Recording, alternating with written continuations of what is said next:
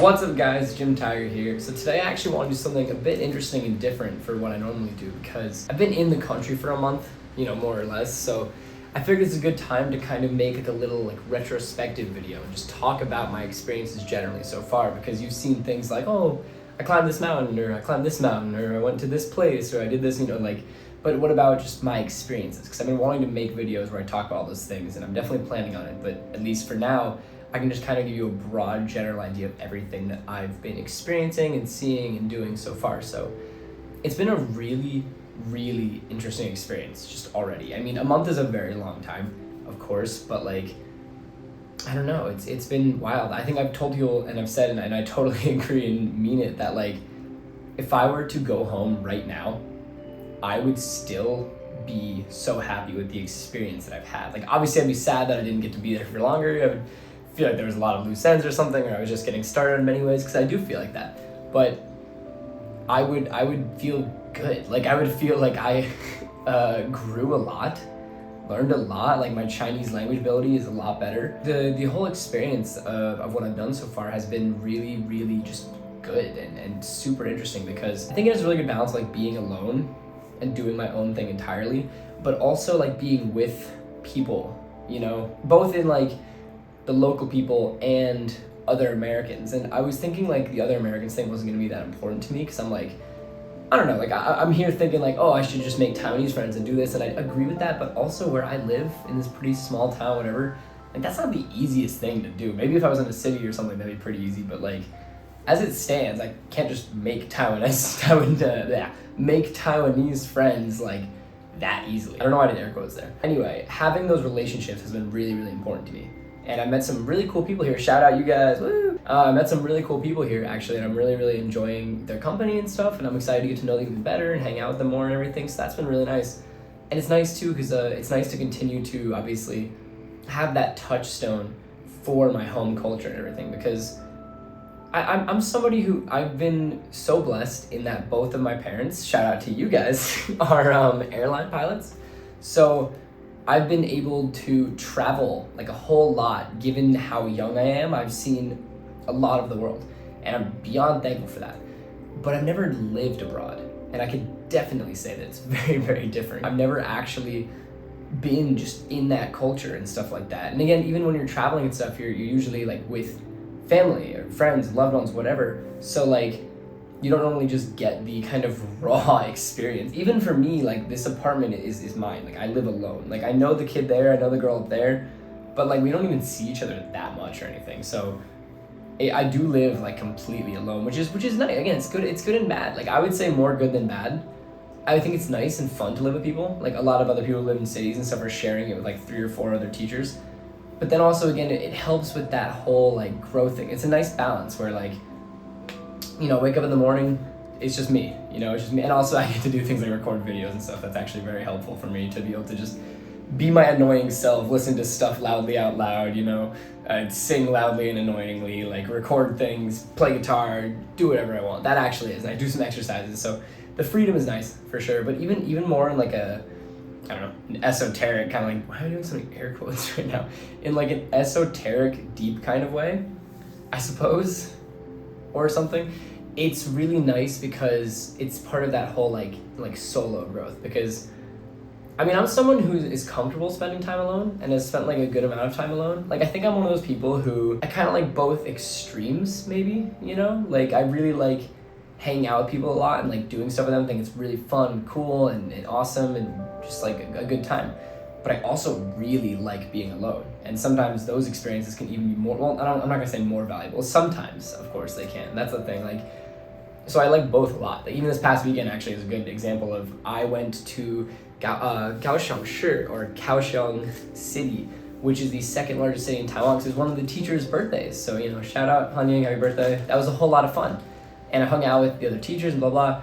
But due to some kind of mix-up, I wasn't actually staying the night in the hostel, and some other people got other rooms, and they actually offered for me to stay anyway and kind of work something out. But I decided against it, because I was just at this point, it just makes more sense for me to just go home, and then I'll have my whole Sunday here to do whatever I want. And then I went on an insanely long bike ride that I'll actually almost definitely make a little video about, so be on the lookout for that.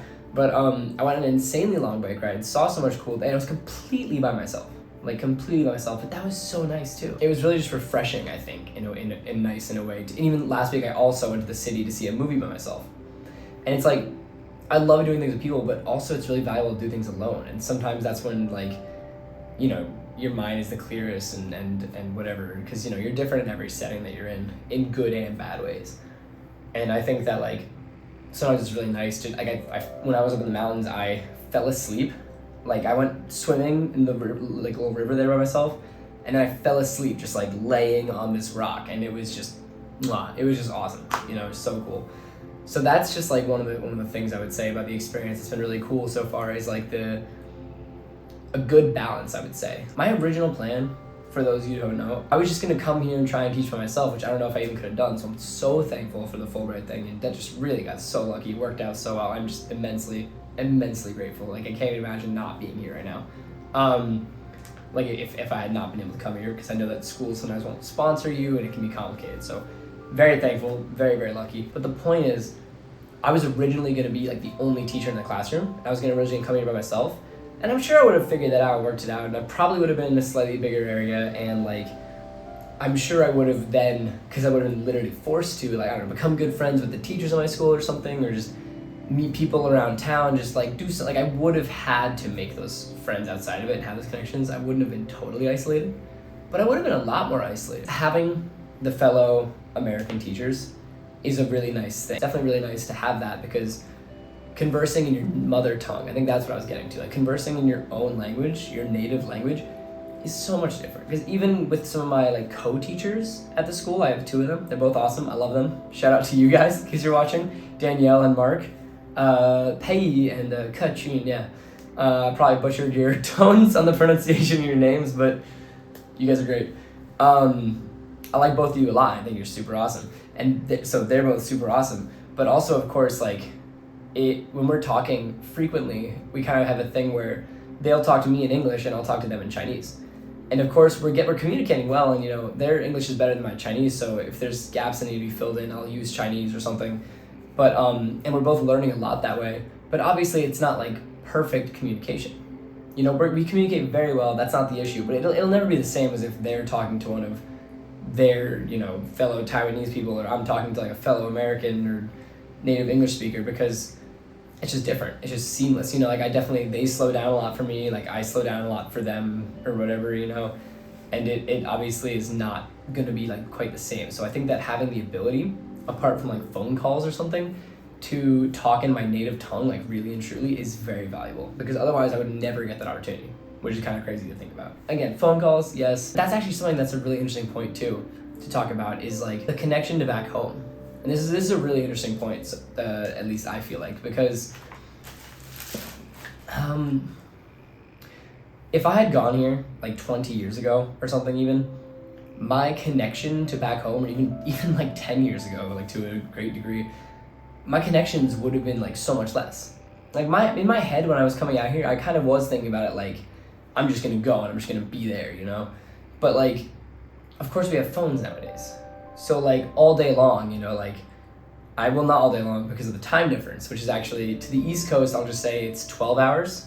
So you just switch AM to PM or PM to AM, and then that's exactly what it is. So it's not that hard to figure out, but like, so in the morning for me, it's night for them, and then they go to bed sometime around like noon for me, and then they wake up when it's like 7 or 8 p.m. for me. So it's this kind of funny like dance, but again, I don't need to be talking to them all the time, because that's something for me that I think like has almost been bad in a way. No one back home take this the wrong way, please. One thing I've realized even being here, honestly, is that everything has good and bad to it, to be honest. And I think that my communication to back home is no different. I think I need to figure out the kind of levels to balance it with and stuff like that, because it's really nice to have like the outlet of communication to everyone, but it also makes it harder. Like, and I think that it's because I'm in the beginning stages still. I haven't figured out my rhythm with it, because when I was at school in California, so I'm from New Jersey, and I went to school in California, so, you know, opposite sides of the country, very different, very far away. So in a sense, when I was moving out here, I was like, it's gonna be like moving to Cali. Obviously, that did not end up quite being the reality, but it's true in some sense, for sure. Like, and there were times when I was living in California when I would not like talk to, like, yeah, sometimes in like family group chats, things like that, but like maybe I wouldn't talk to like one of my family members on the phone or something for like months. So I kind of expect that I'll get to that point again. I'm not saying it's even a good thing or a bad thing, but like it kind of worked for me, you know? And I think that like having the constant communication is almost harder because it's like keeping, like a part of my mind feels like tethered to that instead of just being able to be completely present where I am. Like I feel like if I didn't have a cell phone or have the ability to communicate with people apart from like, I don't know, receiving a letter every once in a while or something, then I would just be completely here. You know, I would have no choice but to be completely here. And I feel like I almost want to emulate that. Again, not like not hearing from family friends or not letting them hear from me. Honestly, these little videos and things like that can actually help alleviate that in a big way because I can get to do that, which is fun and cool and interesting, and still update people while also not having to like give a bunch of phone calls and text messages. Because sometimes throughout the school days, I teach a lot, but then I'm also have a lot of breaks and stuff. So like, it's kind of funny to be like, you know, teaching and then it's like, okay, time to text a bunch of people because I have a bunch of messages, or like time I can even like go out and call people. Again, it's nice and I like it, but at the same time, it can. I think the tethered, like the word tethered that I use is good. Like it feels like I'm tethered to that. So I think maybe for me moving forward is as part of this like first month retrospective, I think a bit less communication back home. Again, no one take that in the wrong way.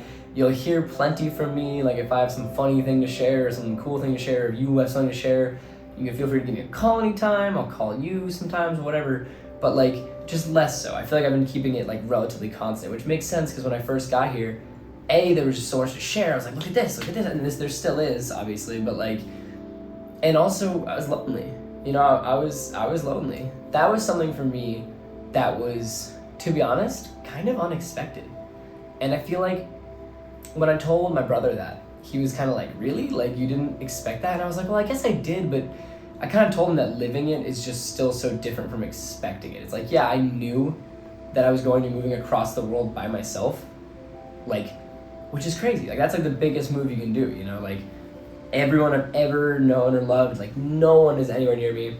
No one can, I can't leave the country, I can't see them. They could see me, but like, no one's really gonna do that because it's just like expensive and difficult.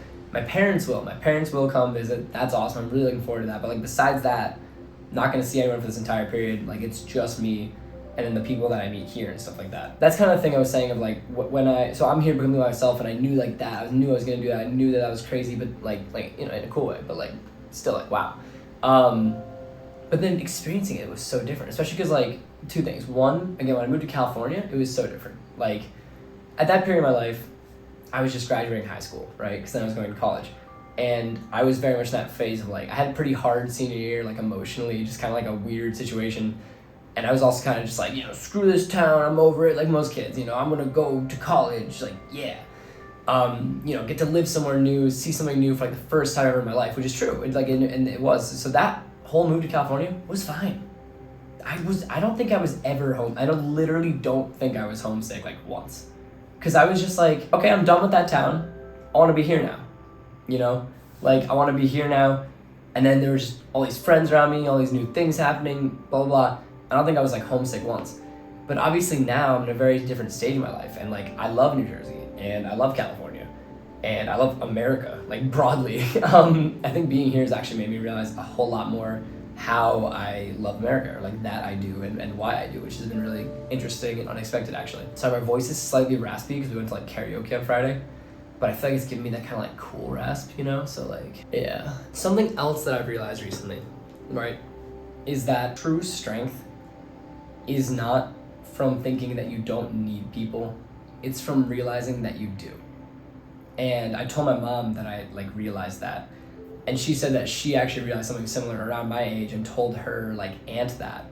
And her aunt was like, you know, good for you, because like that's something that it takes most people like over half their lives to figure out. And so she did something similar to me.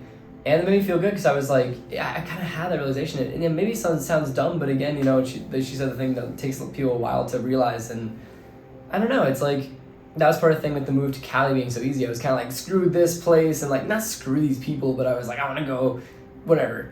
But now I'm like, wow, you know, like I love all those places and I love all those people and like, man, and then it's like, all right, bye, you know. Can you censor that? Put like a blur like an image here. I don't know why I'm leaving it up for longer, making this hard for myself.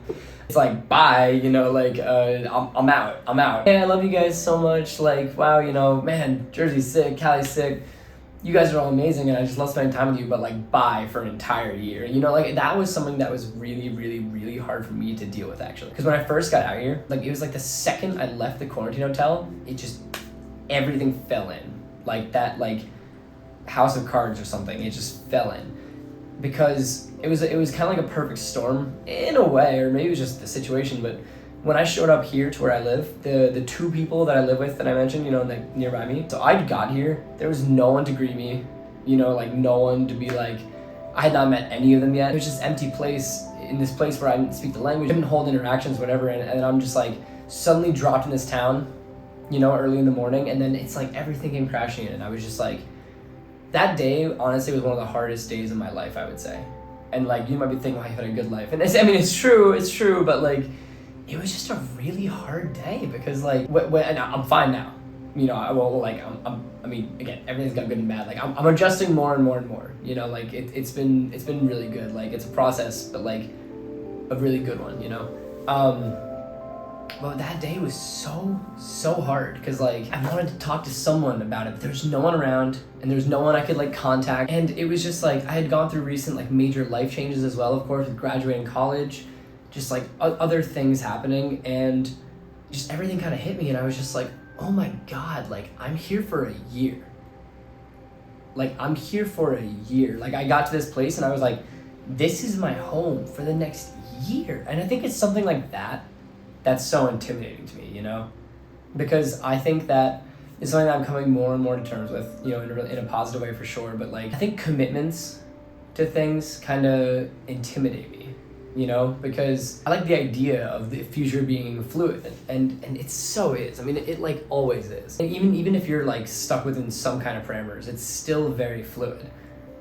But like the idea of the commitment still scares me, because it's like, I'm like, oh, I have to be here for this year. And I was like, regretting coming, you know, and I was like, oh my God, and it was like, you know, part of the big growth I did this summer, and then more recently was realizing how much like I love and need my family and friends, and I just left all of them, you know, and it's like, why would I do that? Like, so that was kind of hard for me to come to terms with and almost like reconcile like within myself and figure out like, you know, was that a good thing to do, kind of. And obviously I think the answer is yes. I think it's a hard thing, but it really is just like natural. You know, like, I mean, I could stay in my town forever, or, I mean, at this point, the people I know and love are honestly so spread out that maybe it's becoming easier in a sense, because it's not like there's any one place that I'm like missing from or something. But it's like, yeah, I miss all those people so much, and it's like, it does feel a little weird. I'm so young, but I do have ties in so many places, and it feels kind of weird to be making all these ties and then moving on from these places. But then like, again, that's just natural. And it's good, and it's like, so I think I'm relearning again, like the excitement and the positivity of a new experience like this. Because, you know, again, everything has good and bad to it.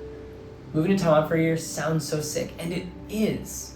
It really, really is. It really is. And like, I can talk about that all day. But at the same time, there's a lot that's negative with it. I'm not gonna say it's like, you know, as bad as it is good or whatever, but it obviously has a lot of bad to it as well. People here are moving to Taiwan, they're just like, that's so sick, blah, blah, blah. Of course, 100%, they're 100% right. But then I feel like for me, realizing and also just like letting myself recognize and come to terms with and appreciate the fact that like, there's also bad to that, like that's sick, but like also, you know, here's these issues, you know? Even with anything, it's like Chinese and like learning Chinese, like it's so cool to be surrounded by a different language and a different culture, like that's incredible. But then also, it's tough. It's like there are times where I would almost do anything. I don't even like fast food. There were times where I almost do anything to be like in an Arby's and just have someone be like, well, howdy, would you like a, you know, a hamburger? And I'd be like, I'm vegetarian, but like, yes, I would love a hamburger. Thank you for just speaking blunt English with me and having your menu, you know, like there are times where like that sounds great to me because yeah, I mean, it's what I'm familiar with, what I'm comfortable with, and I've always been such an adventurous person. This is really testing that, you know, in like a really good way. But it's like, yeah, there are times where I want that, and then there are other times where I'm like, screw that, you know, like I never want that. So I've had to kind of reconcile living on those extremes to being somewhere in the middle and recognizing at any point, you know, there's good and bad with anything. You're never going to have a single thing in your life that's 100% good. Like I promise. I know I'm young, but I promise you, you will not have a single thing happen to you that's 100% good. Even at think about anything. Think about your wildest dream. And this is not to dissuade you from dreams and shit. This is actually to help encourage you, I feel like, in a weird way. Even if you're like wildly in love with someone or something. Taiwan is my love in this metaphor. She's really awesome or he's really awesome and I really, really care about them. Like they're so great, blah, blah, blah, blah, blah. But like, you know, wow, but like, ooh, America. You know, like that meme where it's like the guy walking down the street with the girl and it says like, you know, me, and then it'll be like Taiwan, and then like America walks by and I'm like, ooh, and then like the girl's face is like me walking with Taiwan, like we're a couple, we're having a good time, but then like America walks by and I'm like, damn girl, you look good, because it's like, you know, I'm giving up the opportunity to be there, to be here. And don't get me wrong, not again, it's like not a big deal, because like I also have the perspective like of the long term of like, I know that when I'm back in America, you know, I'll always remember and look back on the time that I lived somewhere else as such a like unique and incredible like moment in my life. But I'm in that moment now. So having that long-term perspective and then bringing it back and recognizing that I'm there now just makes me so thankful and happy. It makes me appreciate every single moment and just want to live it to the fullest, you know? Today I felt so tired. And again, like there's just some ups and downs, you know, and there's like some kind of transition things in my life that I'm still kind of, you know, closing ties on and figuring out. So it's been kind of an emotional burden, but then also just been literally like sleep-wise tired because I've been so busy. But I took a nap in the back of the room actually while my co-teacher was teaching some little kids that I don't actually help with. Literally just on a mat. I just laid on the mat on the floor. It was like, and I just conked out. And then I woke up and I was like, oh, I need to rest. I need to do this, that, and the other. Bunch of clothes on my bed. Did not fold them. Things right here. Did not clean them. But I had an amazing day. I went to this like really beautiful suspension bridge that I'm also gonna make a video about. Be on the lookout for that. It was really beautiful and like it was really just nice and cool. I'm so glad and thankful that I found that spot. Like the cool thing about being in a foreign country like this and a completely different culture is that it is true that every single thing you see like is a thing. You know, it's true in America as well. And I think that like COVID made me appreciate that a lot more because things were closed.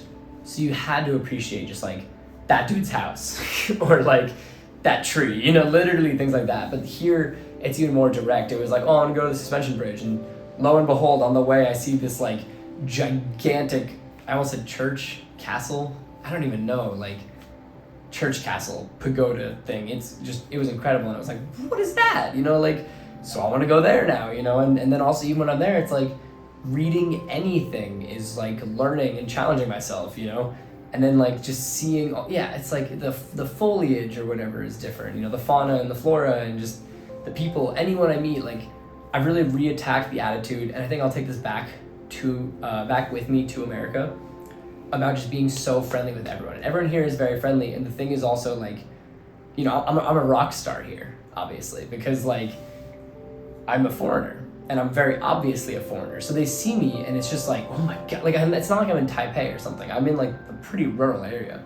So these people are walking around their little suspension bridge park, and then they see this like me walk by, and they're just like, well, I've noticed that sometimes they just stare at you and it kind of makes you uncomfortable. But if you embrace that, it's nice. Like I try and just talk to people. Like someone stares at me and I'll be like, oh, like, you know, ni hao. And they'll be like, oh, like, and then, you know, we could talk a little bit. And some woman yesterday, she was on her scooter. Scooters are so big here. She was on her like a, you know, motorized scooter. I was on my bike, and we like stopped in like the middle of the road, and she took like a selfie with me. She was like, can we you know, and she's like, can we take a picture or whatever? I was like, sure. Like, why, you know, I embrace it. I'm just like, why not, you know? So I want to take that back to America with me, the attitude of like saying hi to everybody. Like I used to be like that more, but then I feel like people, like they seem intimidating, or maybe they sometimes are, but like maybe you can help break that down by starting it with kindness, you know? One of the coolest things about this, and most challenging, is that everything is a challenge, I would say. You're always on, I feel like, when you're here, you know? You can't just be like passive. You could, but you get out of an experience that you put into it. And if I'm just gonna like walk down the street and ignore everyone and everything and like, I don't know, you're not gonna get anything out of that. So I really am an active participant. So all the time my brain's on, and I'm watching, and I'm listening, and I'm learning, and I'm understanding, and taking all of that with me. So that's part of the challenge, but as well as the opportunity, you know, again, good and bad to everything. That can be kind of hard, it can be kind of draining, but it's so important, it's so good. So the whole experience so far has been incredible, and I can't wait to see more of what happens. And, you know, hopefully in the future, I'll do weekly updates, because this retrospective has been all over the place, because maybe if I cut into week chunks, I'd be able to talk more specifically about whatever, but I think this was a good way to kind of like, in general, provide a window into the experience I've had and the way I feel about them and all that stuff. Thank you so much for watching. I really appreciate it, guys. You know, please remember to subscribe. I got all this amazing stuff coming. Leave a like as well and all those things. And comment, because I love hearing from you guys and interacting with you. So anyway, guys, peace out. Jim Tiger out, and I'll catch you on the flippity flip.